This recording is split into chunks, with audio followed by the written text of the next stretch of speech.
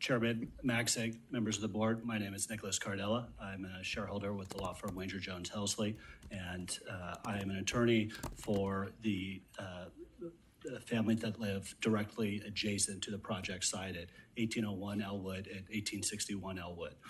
Now, frankly, I think the issue is pretty simple for the board here today.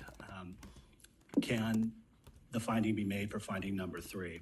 And as Chair Maxig indicated at the outset, that finding requires you to find that the proposed use will have no adverse impact on abutting property in the surrounding neighborhood.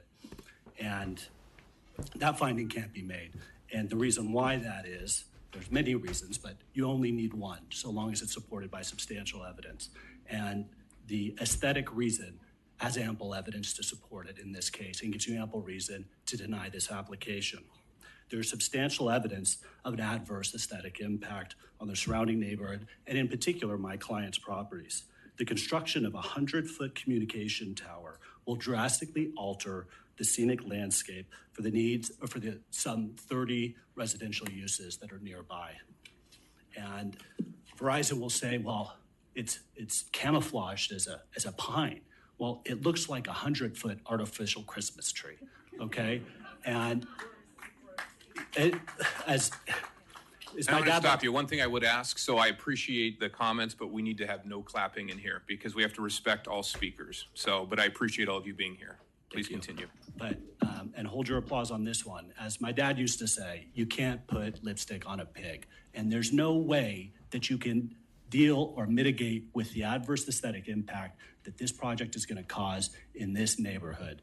And what's the substantial evidence for this? Take a look at the applicant's own pictures. You can see that there is nothing else in the native landscape that looks like this tree. It dominates the scenery. It's more than 5 times the height of any other tree.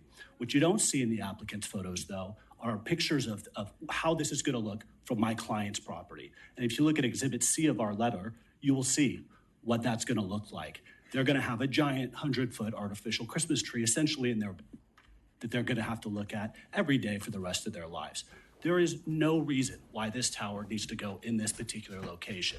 The applicant's going to want to say, we did an investigation. This is the only one we can find. If you look at that investigation, you'll find that it's severely lacking. They looked at 25 sites. Half of them didn't even respond. The other half they ruled out because it didn't provide optimal service metrics or because it would have been too expensive. So to say that that somehow requires this board to approve the project is a gross overstatement. The board isn't required to approve the project, and there's substantial evidence to affirm the Planning Commission's denial based on finding number 3. Thank you. We're almost out of time, ladies and gentlemen. So I think please keep your comments brief.